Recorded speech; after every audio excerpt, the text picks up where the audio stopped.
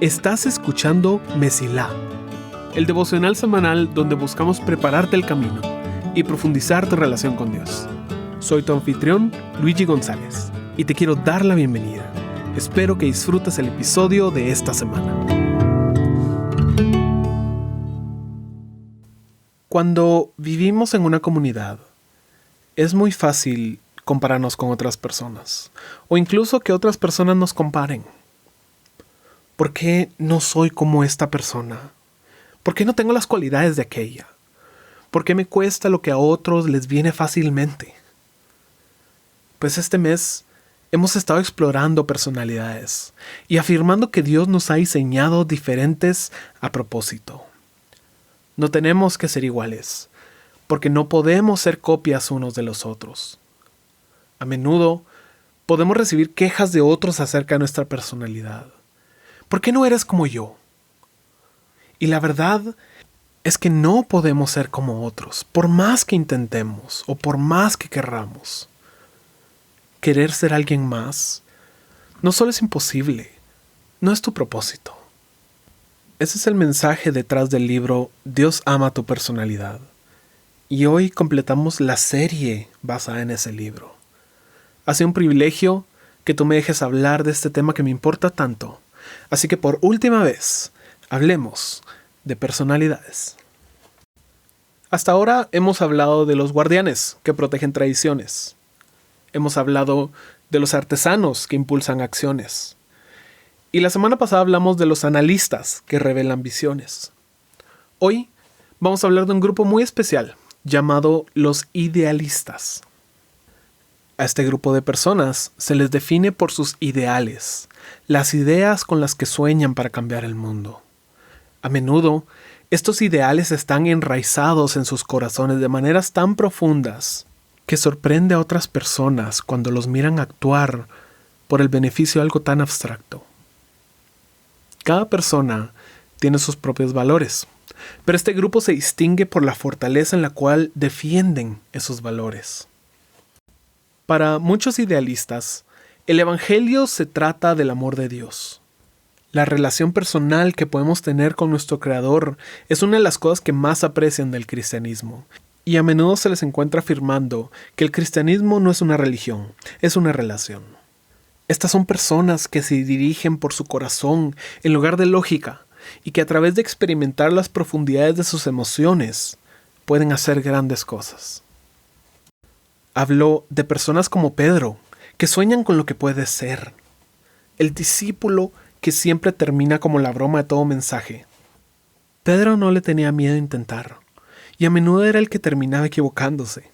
Sin embargo, su experimentación hizo que entendiera precisamente quién era Jesús.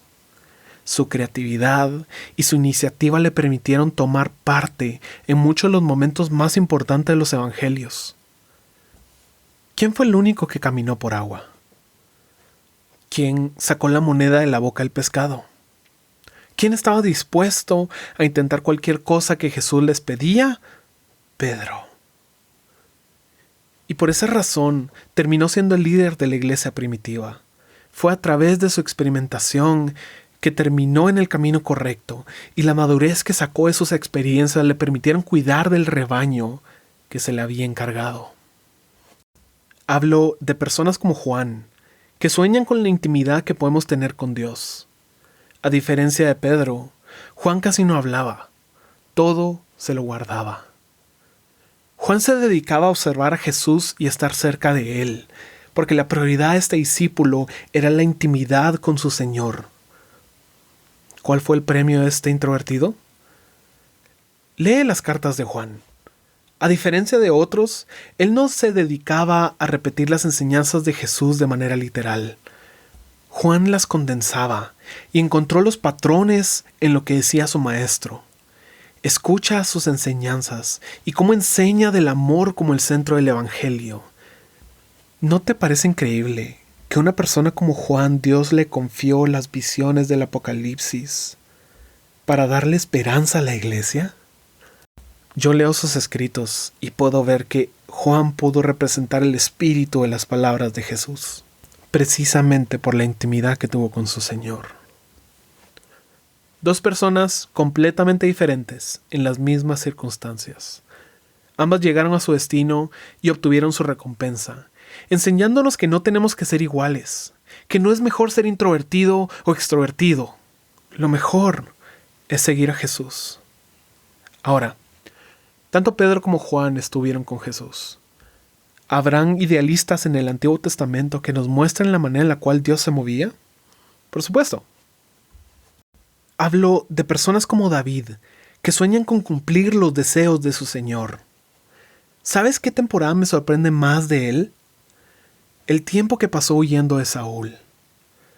Porque David tenía creencias muy fuertes acerca de lo que Dios esperaba de él, aunque en ningún momento Dios le haya prohibido que no ataque a Saúl. Cuando tiene la oportunidad, David decide no matarlo, por valorar lo que su Señor valoraba. ¿Alguna vez has oído de los valientes de David? ¿Sabías que en el tiempo de persecución, este hombre se dedicó a levantar personas que la sociedad había desechado? David entendía el corazón redentor de Dios y sus expectativas. Y Dios a su vez respondía a la lealtad y el amor de David. El templo fue idea de David por su gratitud hacia Dios. En un momento que es realmente sorprendente, Dios acepta la propuesta de David y le concede a su hijo Salomón el privilegio de construir ese templo. Esto va más allá de una simple estructura. Debido a su búsqueda de Dios, David entendió que Dios buscaba un sacrificio de alabanza, no de sangre, miles de años antes de Jesús. Y por eso levanta un lugar donde se le adora a Dios todo el tiempo, y hoy somos beneficiarios de las canciones que escribió Dios. Hablo de personas como Jeremías, que sueñan con la restauración de su pueblo. El profeta que fue llamado en su juventud y que Dios tuvo que convencer de que era capaz de realizar su ministerio. Jeremías traía malas noticias a su pueblo, pero sufrió al darlas. Ese apodo del profeta llorón no es simplemente un dato interesante para concursos bíblicos. Aquí se demuestra la profundidad de dolor que sentía Jeremías, no porque fuera un llorón o porque no fuera lo suficientemente fuerte, sino porque era partícipe del dolor que Dios sentía por su pueblo. La profundidad de empatía que Jeremías tuvo es impresionante y muy pocas personas la tienen. Los idealistas son personas que sueñan con un mejor mundo y cuyos ideales crecen al punto de inspirar el corazón de otros.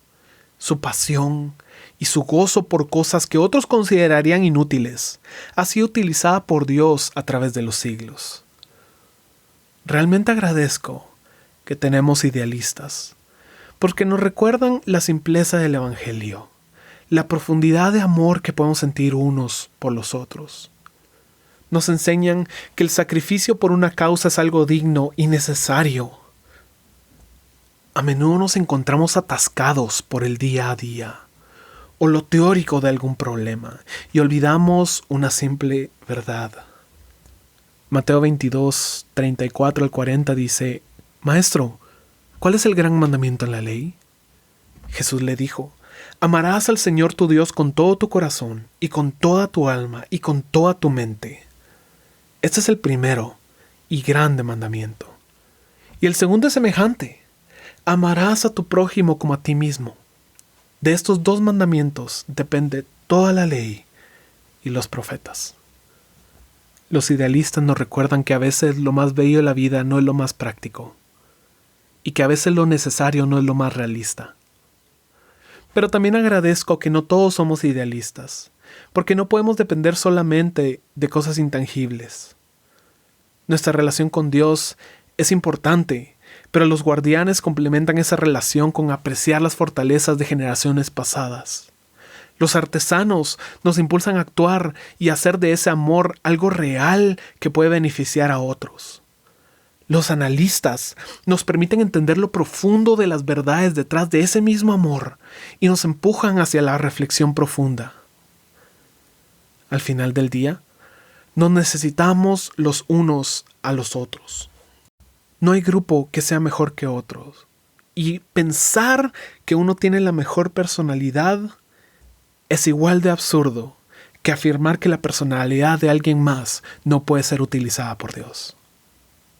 Seas introvertido o extrovertido, seas alguien lógico o emocional, abstracto o práctico, nos necesitamos unos a otros, porque nuestro mayor tesoro en esta tierra es esa familia de la fe. 59 veces. 59 veces aparece la frase unos a otros en la Biblia. Yo no sé tú, pero eso me dice que es importante que nos aceptemos y trabajemos en equipo.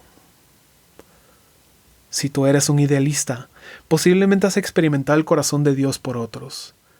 La iglesia necesita personas poco realistas, personas que se esfuerzan por mejorar las circunstancias a su alrededor, aunque otros te digan que la vida real es cruel y difícil. Dios utilizó a personas como tú para marcar la historia y mostrar su corazón al mundo. También a ti te quiere utilizar.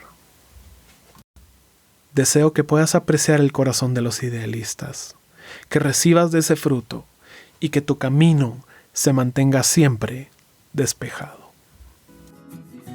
Gracias por escuchar este episodio de Mesila. Si te interesa saber más de cómo funciona tu personalidad, el indicador de tipo Myers-Briggs y las diversas maneras en las cuales Dios se comunica con nosotros, el libro Dios ama tu personalidad ya está disponible en digital y en físico a través de Amazon. Links en la descripción. Agradecemos tus comentarios y oraciones. Gracias por ser parte de Mesila.